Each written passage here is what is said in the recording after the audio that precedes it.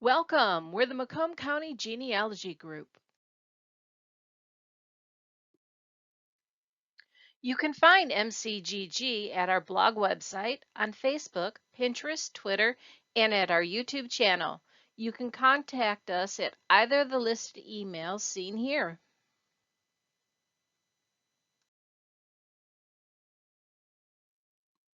The MCGG Friday group has been meeting for over 48 years, and our MCGG Let's Talk Genealogy discussion group has been meeting for 16 years.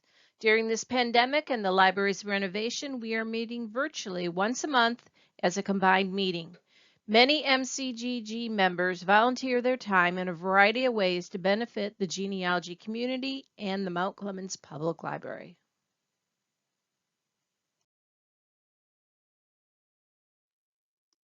This is the MCGG Friday and MCGG Let's Talk Genealogy Combined Virtual Meeting, September 8th, 2021.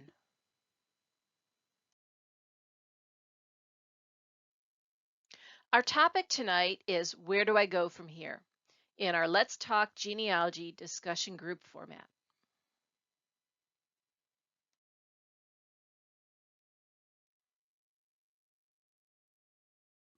If this is your first time attending a MCGG meeting, welcome. Attend a meeting and you are a member. MCGG has no dues. If you would like to be added to our mailing list, please send an email to the email shown on the screen. We try to keep our emails down to a reasonable number each month, mostly meeting reminders. And now for some announcements. Our favorite library is now still operating out of the temporary site on Grossback next to Mount Clemens Ice Arena. And Teresa, do you have anything to add to that to let the group know? Yes, we're still working minimally at the library. We're not, we don't have equipment up and going for the public yet. An announcement I want to make is we've hired a new local historian for the library. Her name is Brittany Fields, and she's with us tonight. Brittany, do you want to say hello for a second? She'll be the contact person. Hello. Hi, Brittany. Hi, Brittany. Hello. Looking forward to getting to know and working with a lot of you. Okay, great. Okay, and you can still contact us, call me or Brittany, and if you have research questions, and we'll try to answer them as best we can. Keep an eye on our events calendar. I'll be adding more events that the other genealogy and history groups are putting on this fall. And as soon as we get our last 2 months figured out for ourselves, we'll be publishing our schedule. Normally we have it by now, but we're a little behind the time this time. Yeah, it was kind of a busy summer this year. Yeah, it was. We do have a November speaker, and that will be our own Bev Bishop. And she'll be presenting on 1943, the war years in Macomb County, or something like that. So it should be another good one from her. All right. I think that's about all of our announcements. So we are ready to begin. This is our attendee favorite. Where do I go from here? So it's kind of our show and tell, our help, I need help session. So if there's anyone who wants to get started with a question or a share, please do so. Just turn your mic on and talk away. You don't have to turn your camera if you don't want to. Yeah, go ahead. I have something. I didn't know too much about Macomb County. I'm from my family. Some of my family lived in Macomb, but I haven't lived in Michigan in a long, long time. And someone in my genealogy group said, "Well, just try seeing if there's a genealogy group out there." And so I contacted your library and got on. And I had heard stories of Native American in my genealogy, but I didn't know exactly where it was. And this person wrote her own obituary and didn't give us her real name. And but because of the Catholic baptismal records that are on your genealogy site, I was able to connect to someone who had an ancestral tree and have French records from France and all kinds of things that really confirmed who the person was, that I was looking on the wrong generation for the Native American. She was a couple generations down. So I just really have been blessed by the group, and thank you all for listening to me and helping me. So Welcome. Yes, very welcome. Good to hear the good stories. yes, it was a long research and a lot of misknowns. But I had known that branch, know what branch it was from, but wasn't sure even how to start working on it, because even the Duran, they wrote the surname completely different, and I was skeptical of even a possibility of it, but now it's been confirmed. So thanks. Anyone else with a share or a question? Hello, I have a couple of big fights. One, my husband's uncle died in 1952. He was married to a second wife who vanished. I found her over the weekend by this accident. Went off Happy on accidents, those are good. Yes. Yeah, well, I've had a couple of those. Anyways, I tracked her through 3 husbands, the uncle being the second. She died with her third husband's married name and is buried up in Bay City at this point. It's the last, and of course that sends you off on a tangent in a whole totally opposite destination. And found out first husband that this woman was married to had twin daughters, and so I've been kind of working on that. But then after that, I got sidetracked big time. And Teresa, you ought to be glad I didn't call you today because I didn't have time. I found out quite by accident, fooling around on the Macomb County. I always get mixed up with Monroe. The Macomb County site Register of Deeds, and found 2 of my uncles back in probably the 30s and 40s, maybe 50, had owned 2 parcels of property in Upper Macomb County. Interesting part is there's a drain up there with my family's name. So I've been trying to work on that a little bit, but it's been slightly difficult. So I'm sorry. Depending on the time period, we have links to the Macomb County atlases on our group's website blog that might help you, depending upon when they own that land. Well, the best I can figure out, the easement was signed over to the county, or the county, and my uncle were involved, this happened in 1982, but the property looks like it may have been purchased, from what I can find, the late 40s. And this is really kind of a nice find because I have a photograph, an old photograph that I it's black and white, it's small, one of the small rectangle ones, like 2 by 3 or something. And the only notation on this photograph is it says Frank's Farm. Never when I was growing up did I ever hear about there being a farm in the family. And so with finding this drain, which is on the drain map, was really pretty interesting. So I'm still working on that. It'll be a while. And I'm kind of trying to track down some plat maps for maybe the 40s or the 50s, hoping to find something with the property with the family name on it. Okay, last week, I found on the Archives or Library of Michigan I think it was the Archives of Michigan website, there is a 1945 Atlas Galley for Macomb County. And Oh, I put really? the links on our blog site, which I'll add into the chat so everyone can see it. There we go. That's I'm the on it links. now already. Which township? Lennox, Okay. section 5, What's the family name? Rubarth, Rubarth.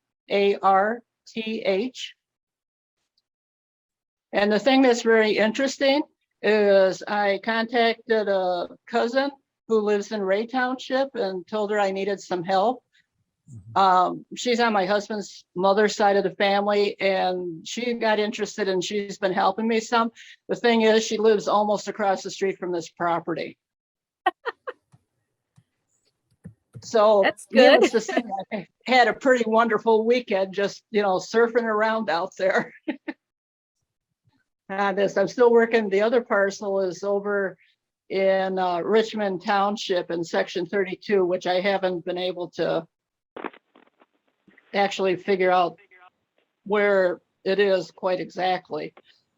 And according to their website, the assessing office is closed until Tuesday. So I'll have to cool my jets and find something else to do. Well, section 32 of Richmond Township should be right across from section 5 of Lennox Township. But I'm not seeing that family name in either map.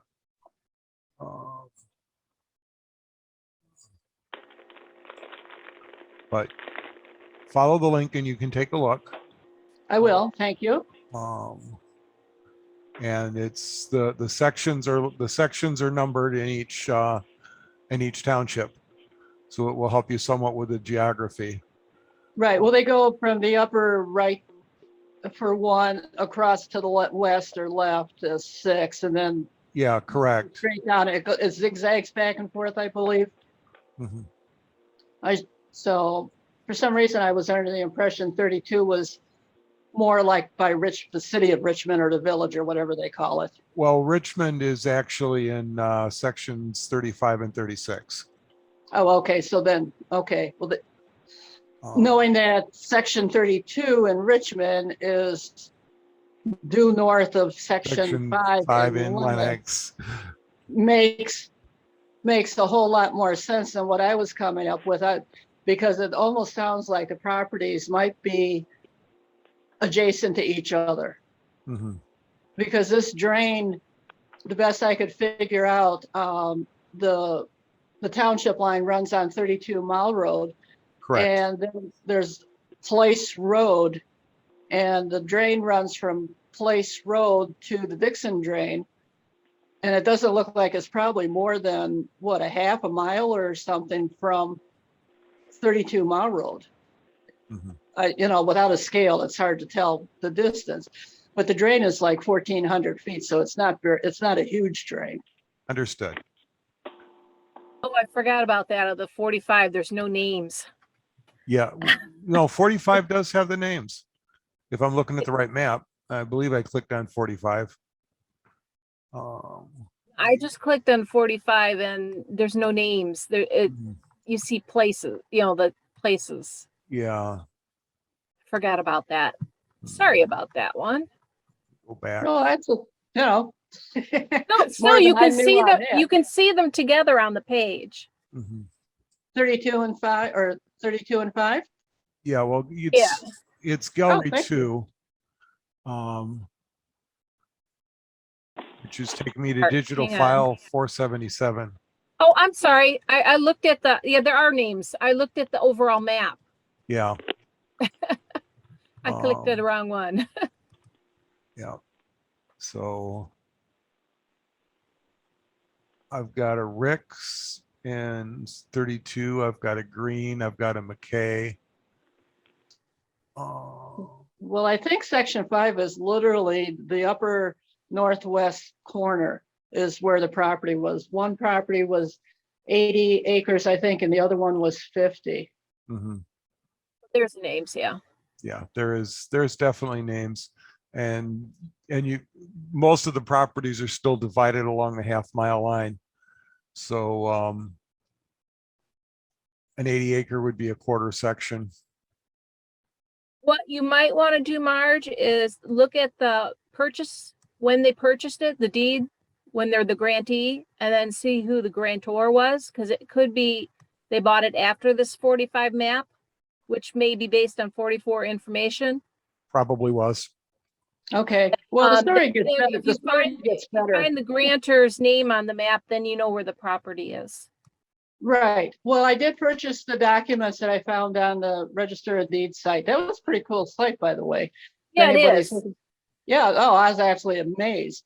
And from the cousin who lives up there, her and her mother are well versed in the area with information. And when the Section 5 Lennox Township piece of property was sold, they sold it to Walter, is it Ryan? But it's spelled Rhein, and his wife. And then apparently, and I haven't been able to track down them because they're not family related, but apparently their daughter married the son.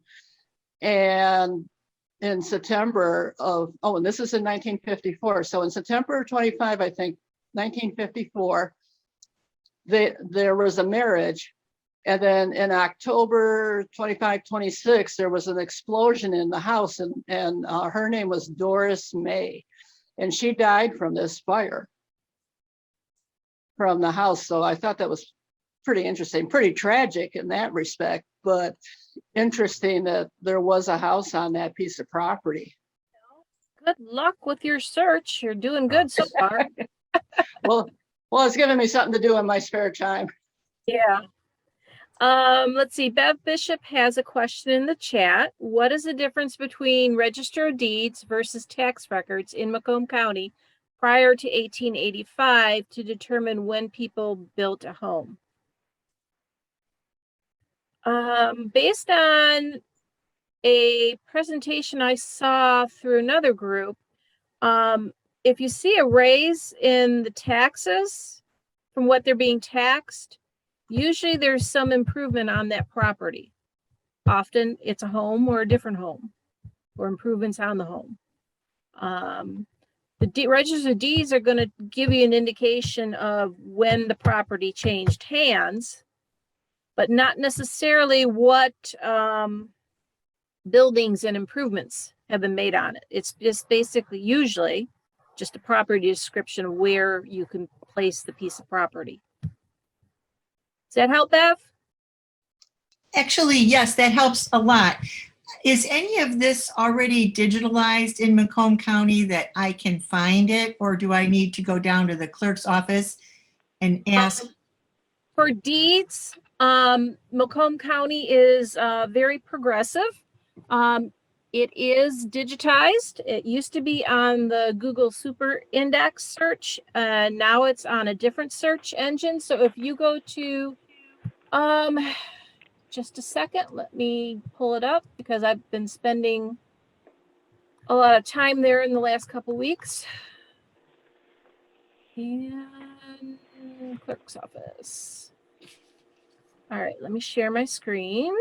Can you all see that now? Yes. This is the Macomb County Clerk's Register of Deeds. You click on one part, you go to the vital records. You click on another part, you go to the Register of Deeds. They have a few search options. I think was earlier this year this finally got up. We're actually working to have a speaker from the clerk's office. And hopefully we're able to arrange that. If not this fall, then next spring. So there's a couple options. There's a basic search and it's free. And you used to have to register and give a credit card number, but with the latest version of it, you don't, unless you're going to make a purchase, which is good. If you're going to work on it, you know you're going to buy a certain amount of records, which you may or may not know ahead of time. There's some different subscription fees. There's a 24-hour fee. It's $25 and then $1 for each document purchase. There's one for a week, which lowers the cost of the document purchase. So you kind of got to cost out, well, if I only want 6 documents, that's going to cost me $30. And I think that I figured out the breakthrough prices. If you want it 7 documents or more, then it's cheaper to do a 24-hour thing. But regardless, I'd still say start with your basic document search. Just to accept their terms. And then it's document search. You can search either party at the same time, or the grantors or the grantees. And you can put in just a surname, or then go through, add a first name or first name and initial. Obviously, the more you add, the more it narrows down. You can put in a search time frame.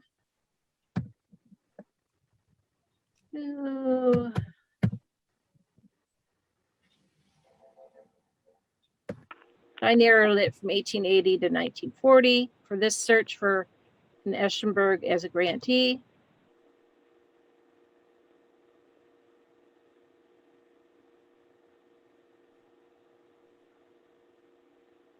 Might take a moment. There we go.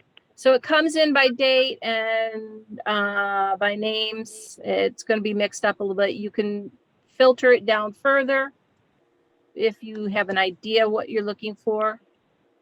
And then just to see something, let's click on something older.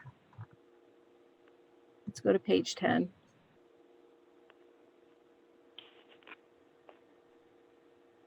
Is it possible to do by address? House Only address? for the subscription ones that can you do it by parcel ID.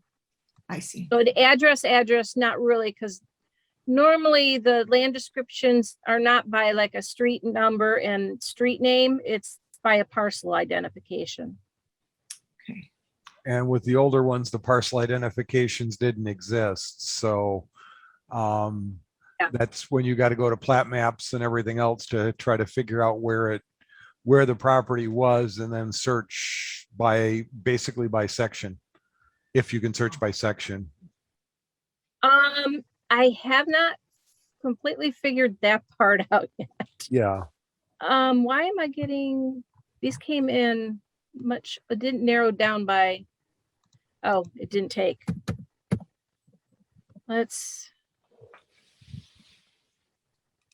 Now it's in there. Let's try again.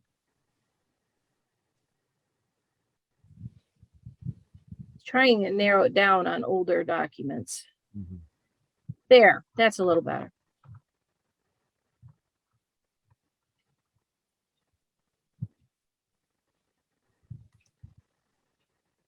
All right, so let's look at, okay. Here's one, you can view it. Now, you're not going to see a perfectly crisp, clear document. It's fuzzed out for a reason so that you make a purchase. But you can see the legal description down in here. So you remember, you got to start with section 32. This is Macomb County. Then you're going to go southwest 1/4, or you're going to read it from the one to the other, but you're going to start off looking at, in this case, in the southwest 1/4 of section 32. And then what is also involved is the northwest 1/4, and it says part of southwest 1/4. So it almost about half of the whole section. But here's my little tip for you all.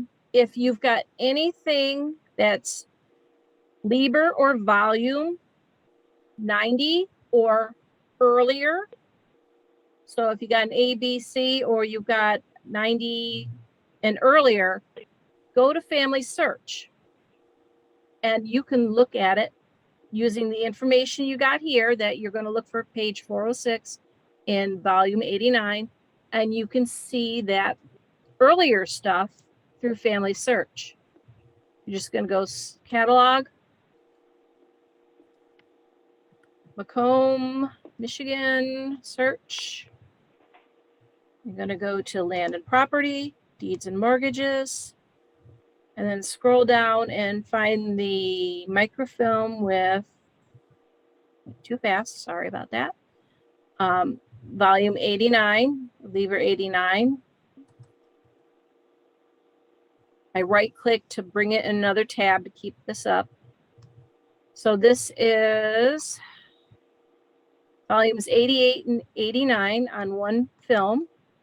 So it's 668. I'm gonna jump to page 3, image 330.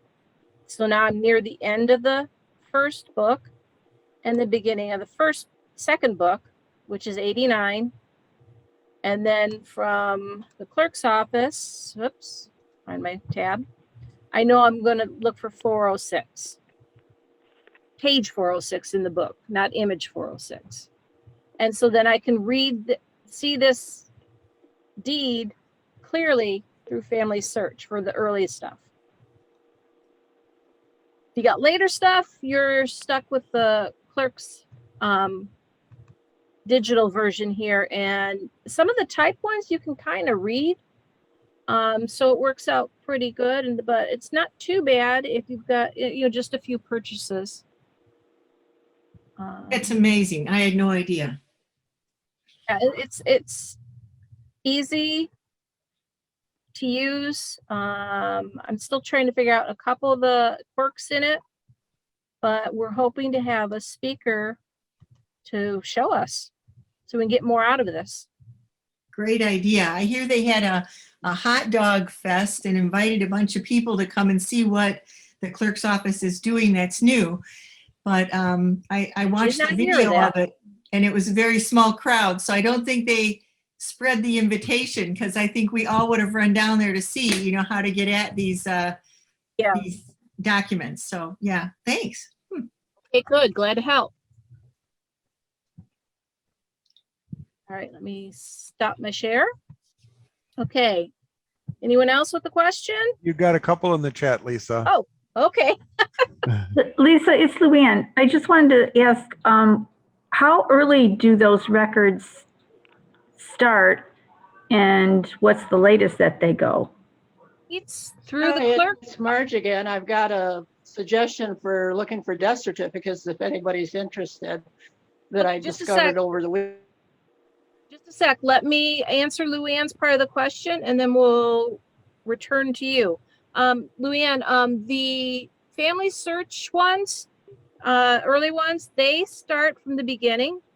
And let me put my share screen up again. Share. Okay. On family search, they start with 1818.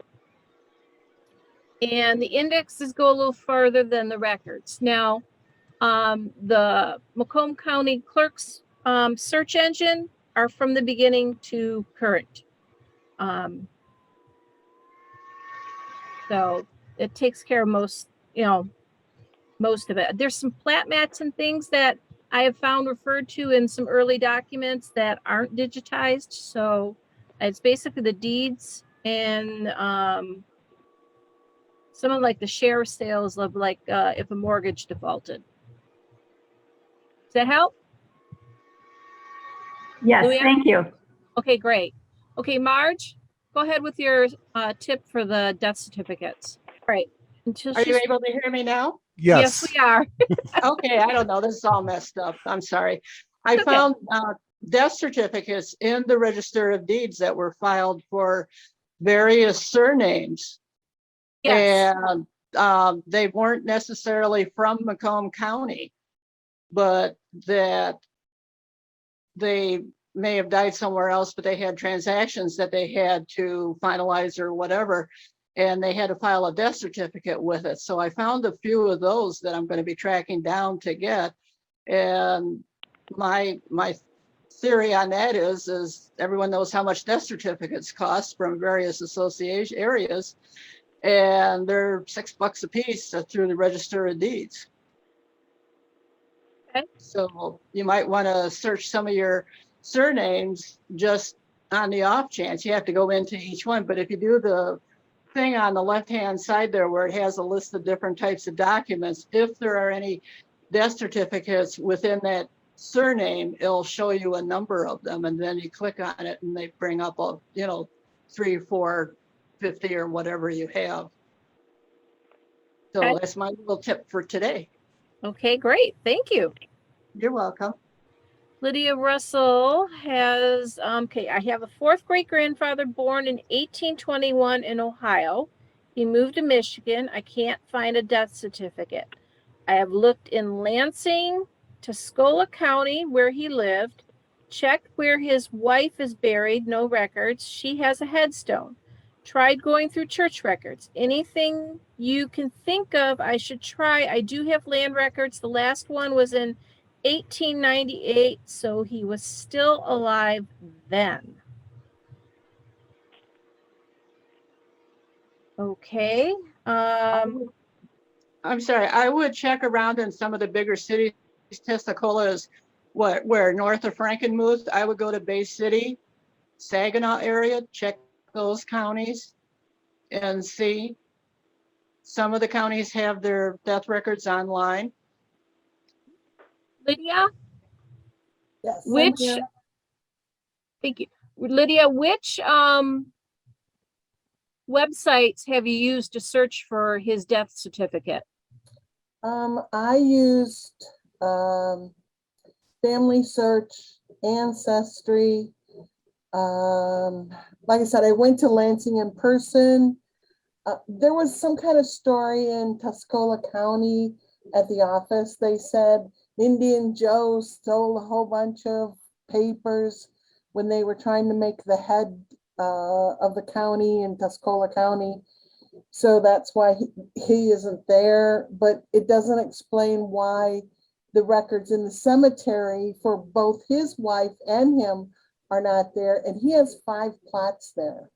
And supposedly only 2 people are buried there, but there aren't any records. So What year are you talking about? I'm sorry? What year is the death that you're looking for? Well, I know he was alive in 1898. He had, he sold some property and I have a copy of that record and I got that from Tuscola County.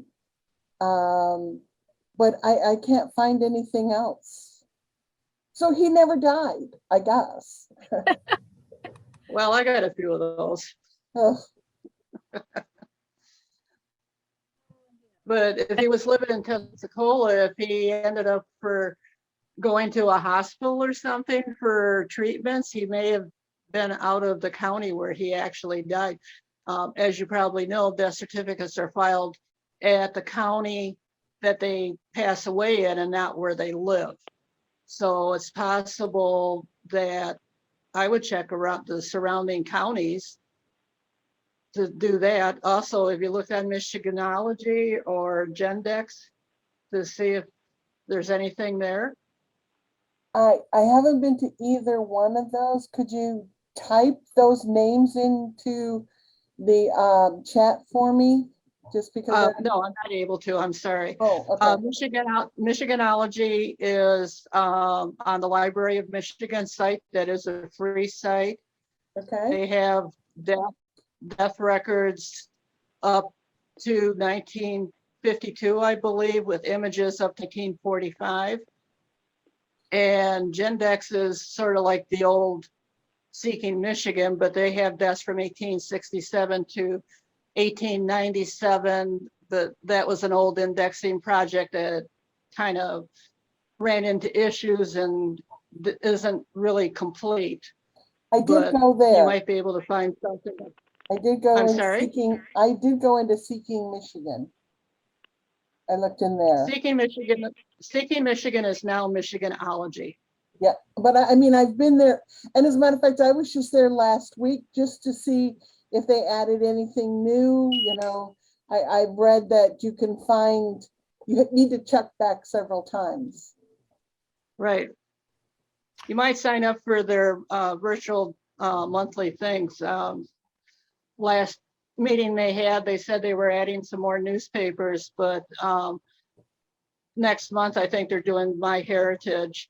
But I also was told by somebody, and I'm not sure who, that all the death records are basically combined into the one that goes up to 1952. So I would spend some time indexing. It's kind of an issue, but Okay.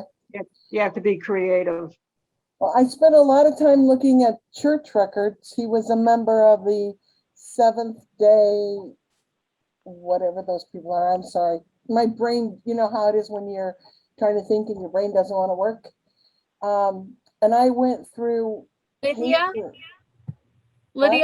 some of the Seventh Day Adventist or Seventh Day Baptist newsletters for Michigan are on Google Books. So you might try doing a search with his name there. I found a couple relatives with obituaries in that newsletter. I went through newsletters from his church Okay. from like 1888 through 1900, looking at all the death notices there. I didn't find him or his wife's there. Okay. Did he sell all of the land that you found for him? I do believe, yes. Okay. All right. So he's loosey-goosey and ready to roll. He's living with his daughter and her Okay. husband. Okay. And you haven't found him on the 1900 census?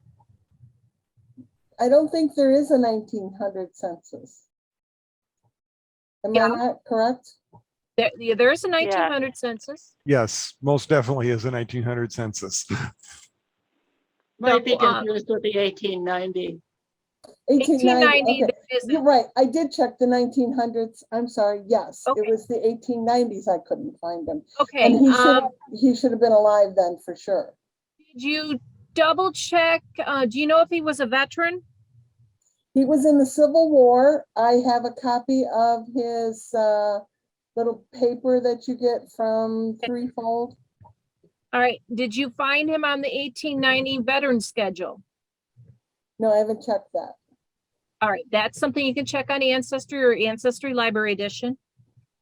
Okay. Now, your last document is 1898 deed sale.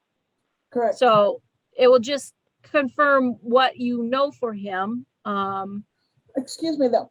If I just put his name into the search, wouldn't that have come up from that? No, not necessarily. Okay. Depends on how much information you put in. And so the more you put in that didn't match what is on that census or any record, the further it goes down the list and to the point where it may fall off your results list, depending on how much information varies between what you entered in search and what's on the record. Okay, so if I just entered his name and not any other information, would I come closer or farther away? You should get a lot of hits, but it also depends on how they spelt the name. Yeah. If it was a name that got slaughtered a lot, it's a possibility you wouldn't see it. Yeah, his name was so easy, Calvin Jewett, but I saw one version where it was Colvin instead of Calvin. Right, and that's Jewett, very common. They spelled that wrong a lot. Lydia, did you find the daughter he was supposedly living with in the 1900 census? You know, I don't remember if I looked for them. Yeah, that would be another thing. I would look for that household because sometimes the enumerators get it crunched a little bit, and a direct search might not pull him up. But if you can find that household that he was supposedly living in, look at the people that are there, and you may actually find him in 1900, or you may find some evidence that he wasn't there. But that's going to help you pin down the time frame. And if they up and move someplace across country, then his death certificate might not be in Michigan. He may be buried where they moved to. But I do know where they lived after they left up north. They moved to Farmington. So. Okay, so they moved down to Metro Detroit. Yes. Okay. So you still should theoretically have a death certificate in Michigan someplace. You would think. Yes. Well, the one problem with the indexing, most of the indexing on Seeking Michigan / Michiganology was done by Family Search. So those indexes are housed at Family Search and Ancestry. Fortunately, those search engines are a little better than the search engine for the archives. So sometimes you can find it there, but sometimes you got to be a little bit fuzzy in your search as well, and look at a couple of other ones. Okay, thanks. It's a place to start. And yeah, I also just put in a link to the Ancestor Hunt blog, which has a link of digitized newspapers for the United States and Canada. And I put the link for Michigan. If you scroll down to where it starts listing newspapers by county, Tuscola has there's the Cass City Chronicle, the Enterprise, the Kingston Enterprise, the Mayville Monitor, and the Tuscola Advertiser that are digitized various years. It's going to vary, but you can click on that and do a search for his name in there. And sorry. And We maybe did go through all of those. Okay. All right. That's where I found that he had went to visit his daughter. I found his wife's obituary, but and they didn't even really give you much. They said his wife died last Saturday. It's like, holy cow. Great reporters. Well, it was also possibly, if it was in a like a roundabout kind of neighborhood news thing, it was actually a person living there that was acting as the reporter. And so it was basically, local news here and there, and then they select some and put them in the newspaper. So that's good that you tried that. I'm not sure if the Ancestry's probate records would go far enough for you. If you're thinking he died around, the time that you stopped finding him, 1898, 99, 1900, somewhere in there, you might get lucky and find him. But that one is going to depend on how well each county is indexed. Because there's records on there that are not indexed, but they're there for browsing. Okay. I will definitely check that out again. Okay. Thank you. Okay, good luck. And Lisa, Suzanne has a share, but I'm going to answer Beverly's question from the chat really fast. The 1950 census becomes available April 1st, 2022. So it's coming up fast. Okay, Suzanne, if you want to turn your mic on and do your share, or any question related to it. Sorry, I know there's a couple Suzannes. Suzanne Heber.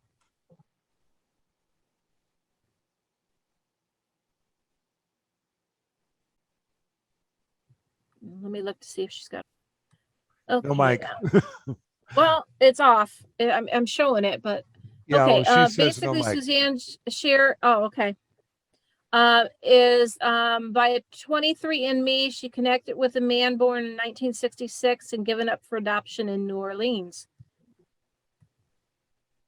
Congrats. Yes, very congrats. New DNA cousins are always good to find.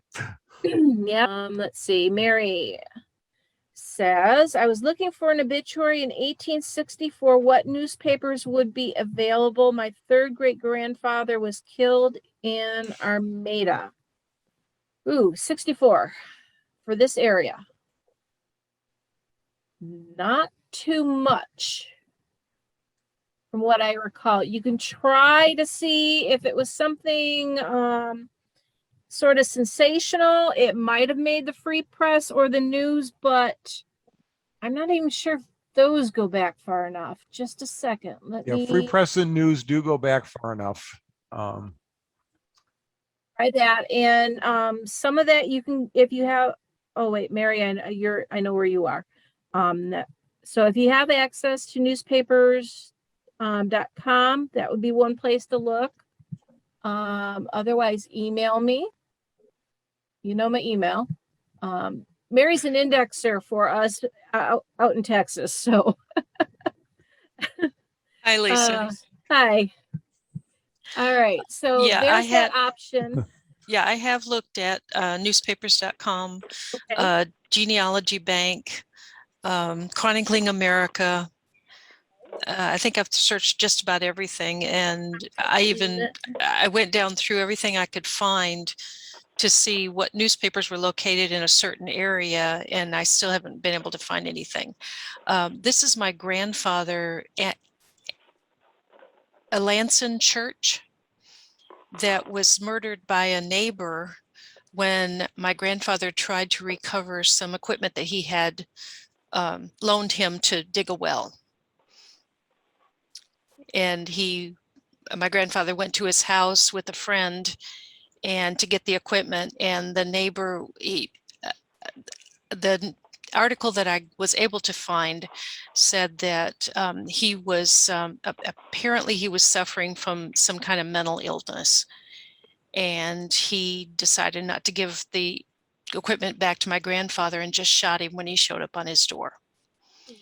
So this would be sensational, but I can't find anything on it. I know Anne has helped me several years ago, and I was able to find a couple of things, and his probate record, I was able to find that. But as far as finding specific obituary or anything like that, I haven't been able to find anything. I'm looking around on my computer to find the list of newspapers, and I'm trying to figure out where I stuffed it. Okay, well, you've listed here the digitized Michigan newspapers. Yeah, that's from the Ancestor Hunt blog, and that's for every state. And then for under each state, there's a list, and it goes by what's on Chronicling America, then what's forget the next category, and then they list it by county towards the bottom of the list. Oh, okay. I'll check there because that's one I hadn't tried. I can check our list of newspapers, and I know there's a few early ones, but I don't think they went back that far. Okay. You know, Macomb County did have a newspaper, but what survived wasn't so lucky at the beginning. Yeah, I know that's a long way back. The other problem is I have not been able to find out where he's buried. So I don't know if that was my idea of trying to find the obituary, if it would tell me if he was buried on their property or where he was buried. But they had property in Armada. And I'm trying to remember, I think their Armada Public Library has a cemetery index card thing in where they've got their newspapers and genealogy related stuff. I know one of the cemeteries up in that area, I was able to piece together some stuff from, and I don't know whether the index cards were based on cemetery records or a reading that was done by a group. I'm not sure on that one. Okay. Where is, oh, it should be under with the obituaries. Just a second. I'm looking for that list. No, that's not the list I'm looking for. Yeah, that's not it. Let's try again. You were talking about the library there in Armada. Yeah, so you could try emailing them and see if they can do any lookups during this time period. I'm not sure if they're open. There are a few libraries open around here, but not all of them. Sorry, do two things at the same time. That's okay. You've given me some information to think Okay. about. I appreciate it. Okay. Okay, newspapers on microfilm. That's what I'm looking for. Let's see. The earliest issue of the Mount Clemens Monitor is 1869. There's a couple issues, one from January 29th and one from February 26th, and then it jumps to 1880. So unfortunately, not much survived for our local paper in that early time period. But try emailing the Armada Library and see if that helps. What was the surname, Mary? The surname is Church. Church, okay. Never know, gotta ask. It may also be listed. I think his full name was Samuel Allenson Church, but he went by Allenson. I have a question. Can I ask it quick? Sure. Go ahead. Was it the person who was looking for the death the death thing that couldn't find, even the daughter and stuff? I would be willing to help her if she wants to email me or whatever. Because I've done a lot of that with real creative names, and I'd be willing to help. So I guess it was a Kelvin, maybe? Was it a Kelvin was his first name? Yes, Yeah, I think I'm still here. You know Okay, what Lydia. I just discovered in the 1880 census, his name was not spelled with an E-T-T. It was spelled with an I-T-T. Jewett. I've never noticed it before. So all this time I've only looked for Jewett spelled with an E, and I just realized it's spelled, that particular one was spelled with an I. So now I've got to go back through all my research and research it with an I. You've got to be flexible with spelling. Yeah, sometimes I use a question mark on Ancestry for one letter, and I've been able to find real creative because I'm in the Pittsburgh area, so there's a lot of Polish names, and the census takers don't know how to do Polish names and stuff like that. So, so I've been real good at working through the different programs to find names that some people have had a hard time finding from one census to the next. So I'd be willing to help you if That would be wonderful.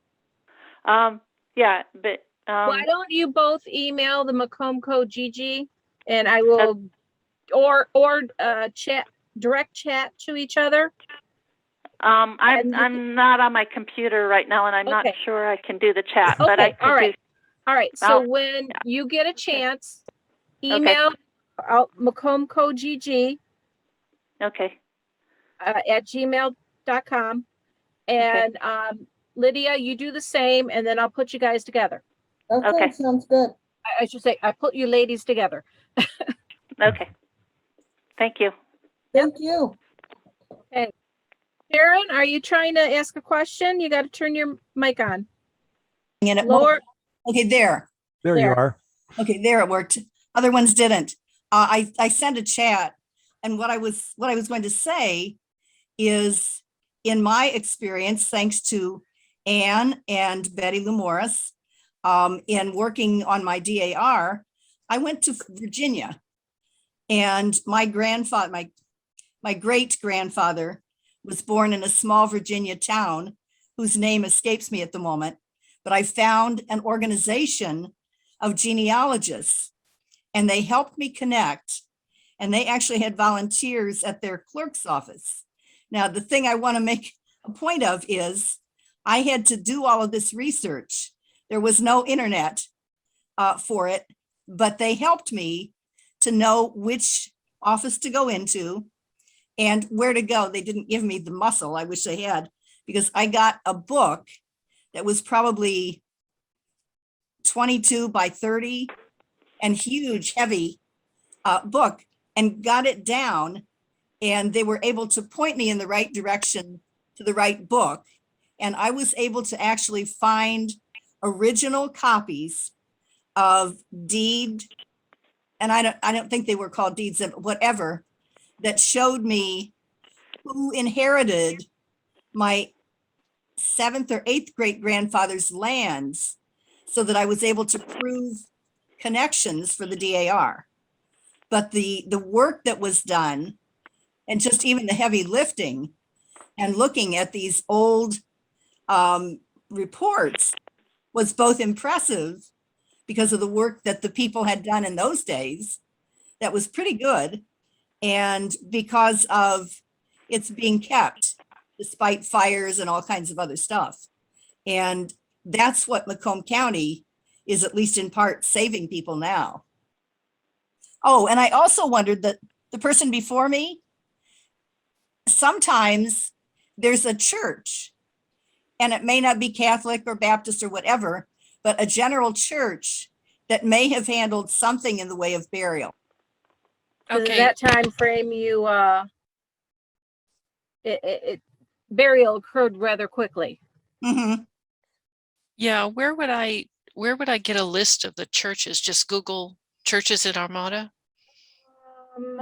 Yeah, you can try that. You can look at a plat map around the time. Oh, yeah. So, and then there'll be little icons showing churches. It won't tell you which denomination it is, but you can at least see where the nearest churches are. And then there's a list in one of the history of Macomb County of when various churches were established. Okay. So that might help you. Okay, wonderful. It's not going to tell you if it still exists, but it'll get you started. Yeah. Some place to look, and hopeful. Yeah. Thank you. Okay, good luck. All right. Anyone else? Bobby, you have anything to share?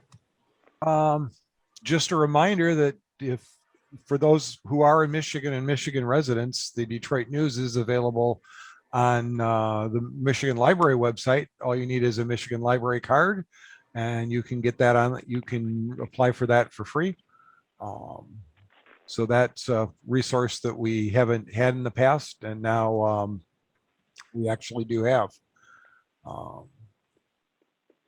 Yeah, I think they have the Toronto Globe and Mail also. Can you hear me, guys? Yes. Hey, Horton here.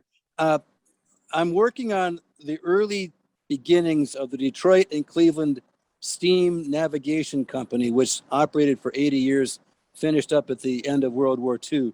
And Miss Evans, there was a captain on the Great Lakes in around the 1850, 1860 time period who was one of the operators of a boat between Cleveland and Detroit. I just sent you an email. Hope you'll contact me, hoping it's an ancestor of yours. But I'm working with an either 1843 or an 1853 marriage. And I wondered if up in St. Clair County, I'm wondering if anybody knows what information would be on that record. Well, Michigan didn't start keeping marriages until 1867, but prior to that, there was some kept at the county levels through Justice of the Peace, I believe, and it's basically just going to give the name of the parties, the age, and where the marriage took place, and may or may not give witnesses. Correct. That's all I've seen. I haven't seen the witnesses, but actually, absolutely correct. It lists Cottrellville as the place of the marriage. Makes perfect sense. This is a brand new person to me. In a group of 4 people that 5 other researchers have. Yeah, those 4 people we know about, but all of a sudden we have this marriage that's on Family Search, as you just mentioned. Oh, that's the only document Family Search has. I'm in Salt Lake City right now. Hi, I'm in heaven, and I'm trying. and I'm trying to track this down, but I just needed to ask some, you guys are so smart. I wish I was half as smart as you. Sometimes it may mention a church, but more than likely those records in that time period are by justices of the peace. If you do get lucky and it mentions a church or a reverend, then you need to seek out where that church was, or that reverend or pastor, whatever you want to call them, and see if there are existing church records from that time period. Yeah. It's the only other alternate possibility. But like I said, most of those are justice of the peace. Okay. My wife said, look for the church, look for the church. But there may not have been one. You got to look to see who performed the marriage. Read that. If it was a justice of the peace, more than likely there is not a church component to the marriage. I know I've got the people here in the family history library, which closed at 5 o'clock at night and opens at 9 o'clock in the morning, but I thought they used to have nighttime hours. So they used to, but COVID. So family Bible that a family member has had, whatever, said Evans, and this is for Miss Evans. It says Evans is one of the starters of the D and C lines, and I'm working on that so hard. But his wife is recorded in the family Bible dying at age 29 or possibly 19, and so we're talking about childbirth. If Evans gets involved in the shipping company, it's going to be down in Detroit. The 1850 census lists names, or is it the 1860 census that lists names? 1850 lists names. The wife, the children, etc. Yeah, that's the first one that does. I just wish I had so much knowledge. Okay. Some of that you can do while you're at the hotel on the internet, depending on how much sleep you need. I'm with you. I understand. Until the library reopens. Don't forget to eat breakfast. And don't forget to drink lots of water. It's real dry in Salt Lake. It is. And I know I'm an idiot against all you guys. You're so smart. Thank you. Good luck, John. Enjoy your trip. Thank you. Can I ask Sharon an off-topic question? Sharon, are you going to the state conference for the DAR? No, I'm not going anywhere these days.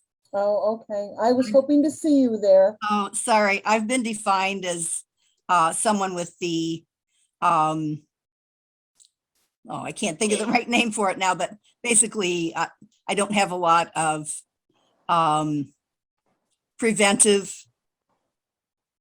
stuff in my system. Okay. And so Gotcha. I don't get, my party activities are going in for treatments every week.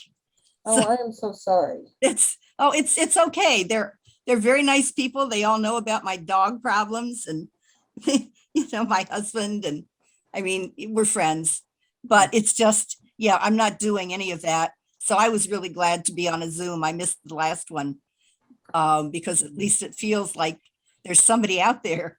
Yes. And I feel like, geez, I should be getting more done on my genealogy with all of this time at home. But no, I'm doing fine. Okay. Just missed everybody. I bet. Yes. Mm-hmm. When is the library opening again? Not for another year? Yeah, once the renovation is done. So we will be virtual the whole time. I'm glad. This season and next. I'm glad to have this fixed. And I noticed you've got to click on to recording to be able to even get into the system. I mean, I couldn't get the picture.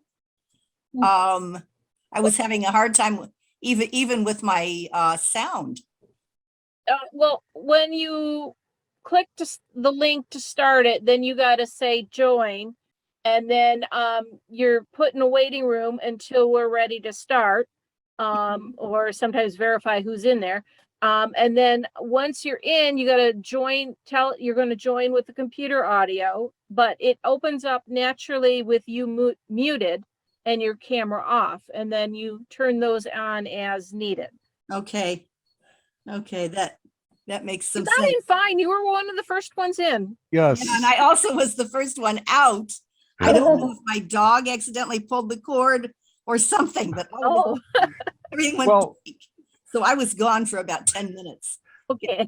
Well, since I usually monitor as co-host, I see people come and go, so you're not the only one who's came and went in this meeting. It's not intentional. I really was looking forward to this, and it's harder for me to get things scheduled and keep them when they're on Zoom for some reason. But I made it, and I intended to make the last one. My church has been on Zoom ever since the COVID hit, and it's been great. I think it's one of the churches that will survive. But anyway, thank you for doing this. I know it's a lot of work. Hey, Sharon. Yeah. I've noticed that too, that little extra thing that comes up when you log in that says you have to click it before it'll let you in. Right. What that is, it's something that Zoom has added, I don't know, 6-8 months ago. If you get in before they start recording, then you don't see that. But once they start recording, you have to say, yes, I'm allowing you to record me. Okay, got it. Well, I got in early, but I didn't, everything didn't quite work out right. But I'm glad to be here and hear some good questions and things. Speaking of questions, does anyone, okay, I see Mary Lou asking how to get the Detroit news. Okay. Let me share my screen. No, it's not what I want to share. Okay. That's what I want to share. Okay, so we're going to go to our blog site. And I'm just doing this because I know how to get to it quickly, more or less.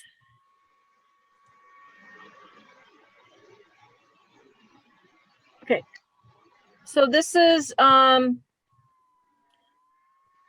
article, and we're going to go to michigan.gov/history, family history.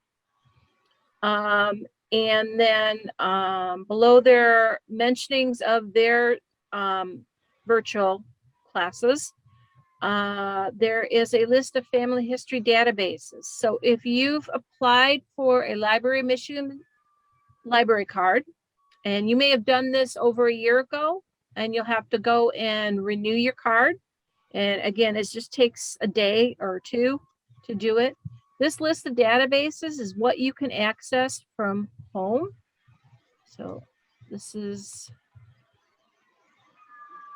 the page where you can request a library card if you are a Michigan resident or student attending a Michigan college or university. So you can get Ancestry Library Edition, which we can get through the Suburban Library Cooperative, whichever library is your library. That's whoever issued your card, that's where you would go. Or if your library isn't participating, if you're outside of the Suburban Library Cooperative and you're a Michigan resident, you can request a card and get access to this.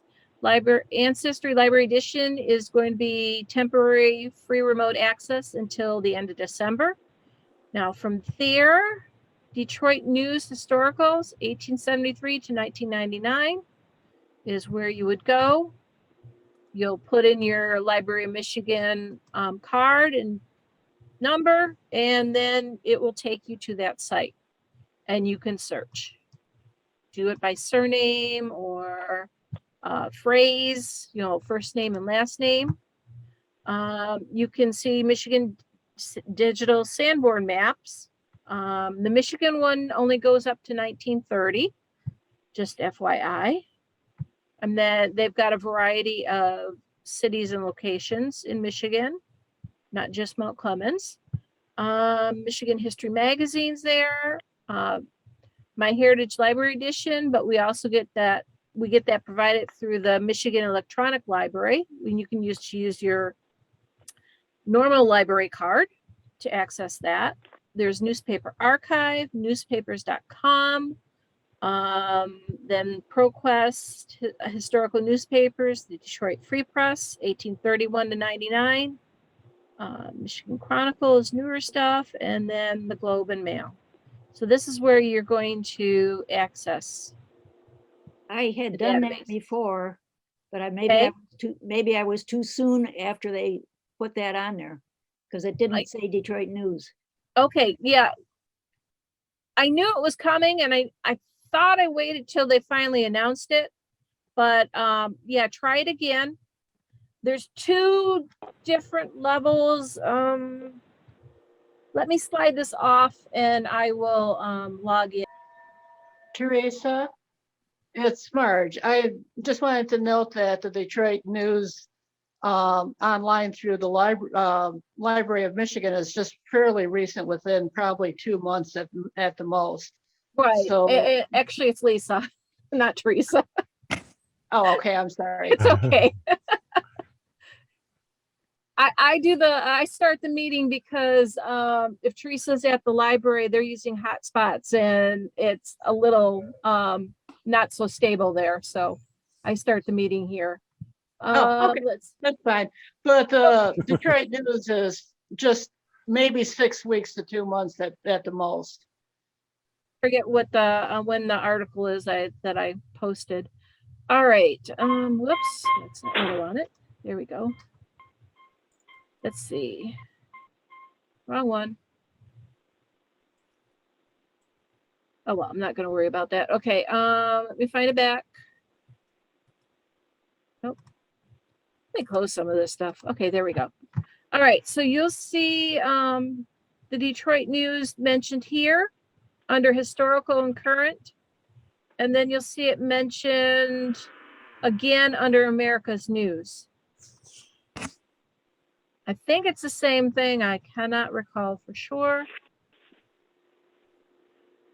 Just click it.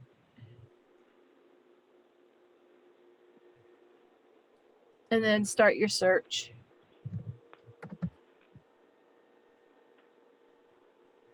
There's another location that comes up before 1999. If you go back a little bit, a couple of pages. You can narrow it down to certain time periods if you want. No, there's another one beside this. Go back another page. Yeah, I do this hourly all day long. Go back, and now go down below Heritage Hub. Right here, Detroit News Historical. And then if you pull it up a little bit, these boxes are all new, and then you'll find the Detroit News right here. You get it 1837 to 1999. Right. There's various ways to go into it. But this group of papers don't come up in the other search that you just did. This is 1873 to 1999, before you had 1999 to current.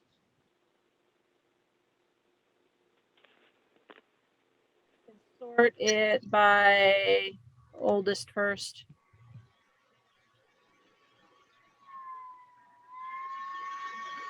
Does that help, Mary Lou?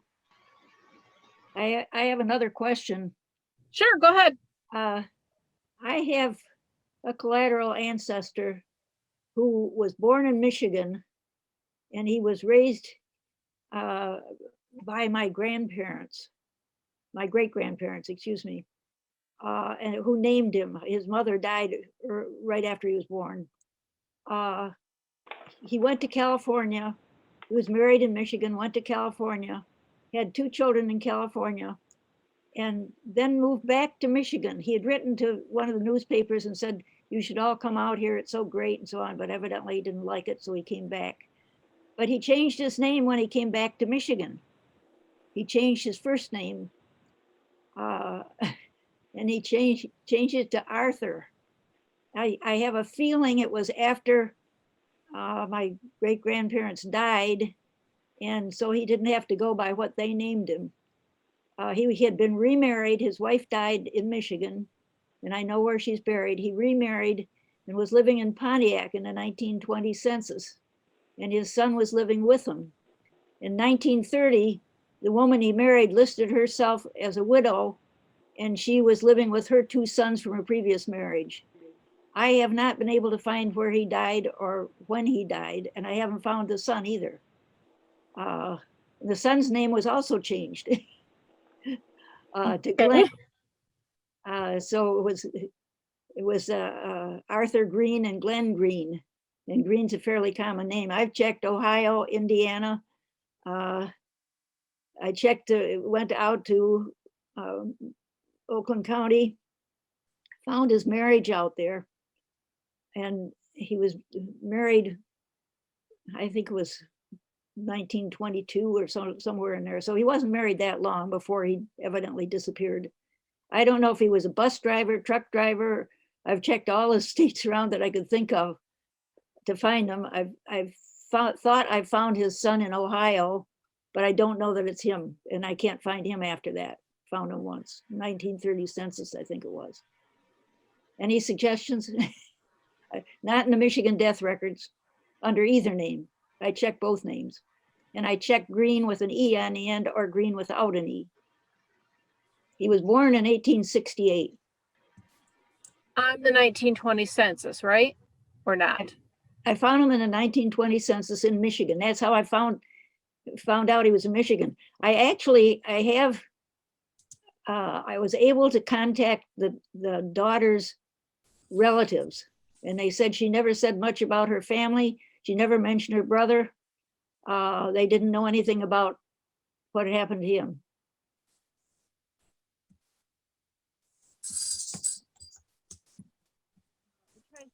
I have her death certificate, his sister's death certificate, but it didn't do me much good.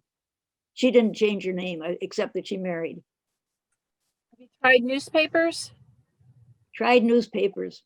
Haven't tried the Detroit News because I haven't been in it. Okay. All right, but now you saw how to get into it? Yeah. Okay. Give it a shot. Hopefully that will help you. I'm looking at the ancestor hunt to see whether there's Pontiac paper for that time period. They've got early stuff, but I'm not seeing anything.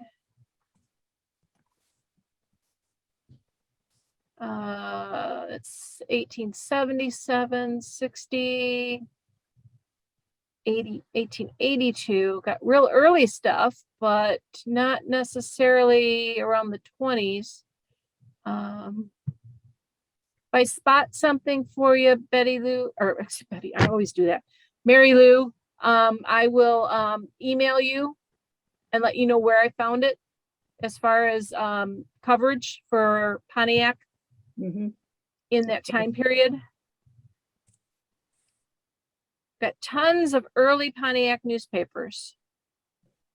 Hey, Mary Duke, why don't you try the Pontiac paper? If it was a sensational, murder, maybe it got picked up and it survived. He wasn't a murder. No, not you. Mary Duke from her earlier question. The Pontiac paper you said? Yeah, try the Pontiac. I'm looking at the Ancestor Hunt link that I put in there. Okay. For Michigan, and there's a bunch of early Pontiac newspapers. Oh, great. Thank you. One ends at 1860, of course, but hopefully one of them runs through the year that you need, and that might have it. Because I had a death in Brown City, and it was covered in that newspaper, but the Port Huron paper picked it up, and then of course they messed up his last name, but the events were the same, and I could tell it was the same guy. It went from Kane to King, and then it got spread all over. Newspapers picked up, and his age got changed, but I mean essentially it was the same accounting of how he died, and so there might be something out there. Okay, great. Thank you. Okay. So Mary Lou, yeah, if I find something for that, your time period for Pontiac, I will email you. Thank you. Okay. Any other questions? Sharon sent me a direct message. What would be the best way to try to find mongers who are my ancestors who were captured by the British during the Revolutionary War and marched to Detroit, where some of them supposedly settled?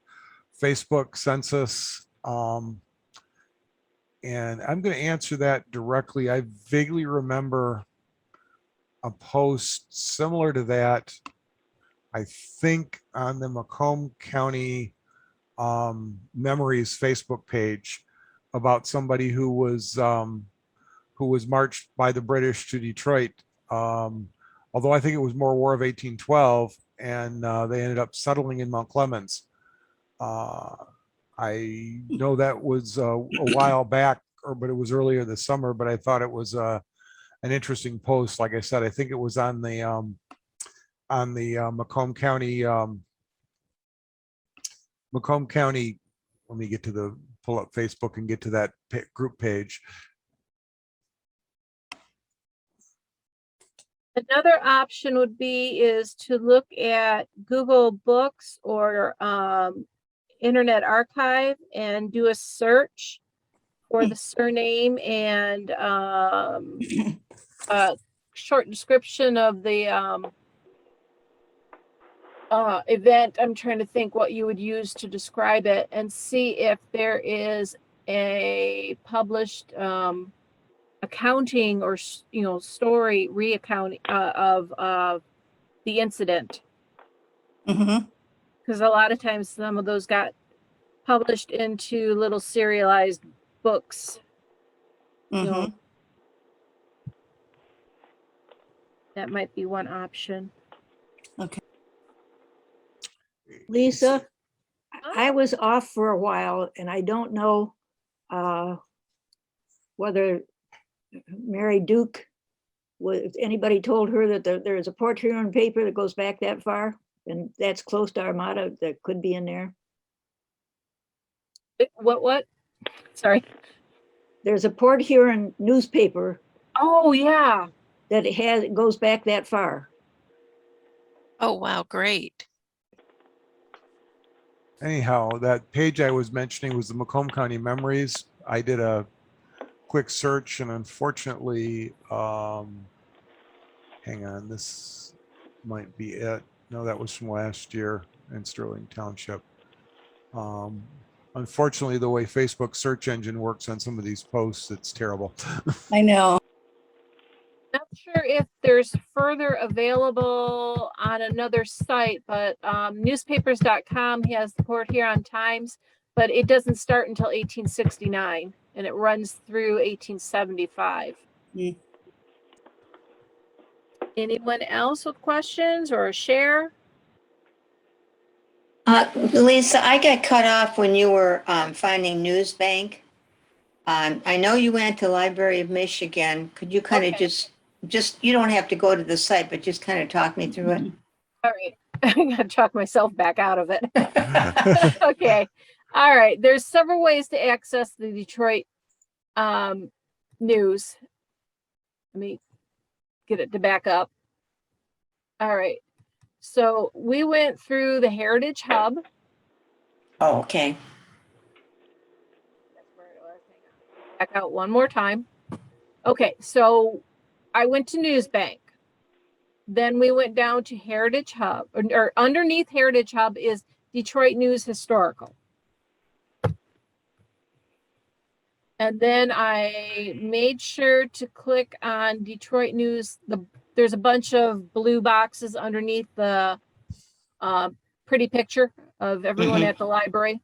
Yeah. I made sure to click on the Detroit News Historical and Current Collection. Okay. Then you're at the spot for the early newspapers. Okay, thank you.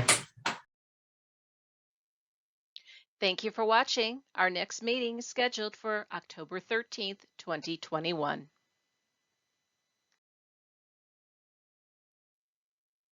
For our October meeting, MCGG's Lisa Eschenberg will present Where? using land records and other resources to answer the question.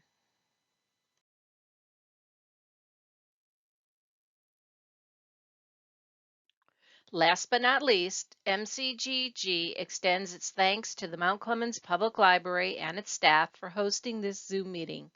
Goodbye, everyone.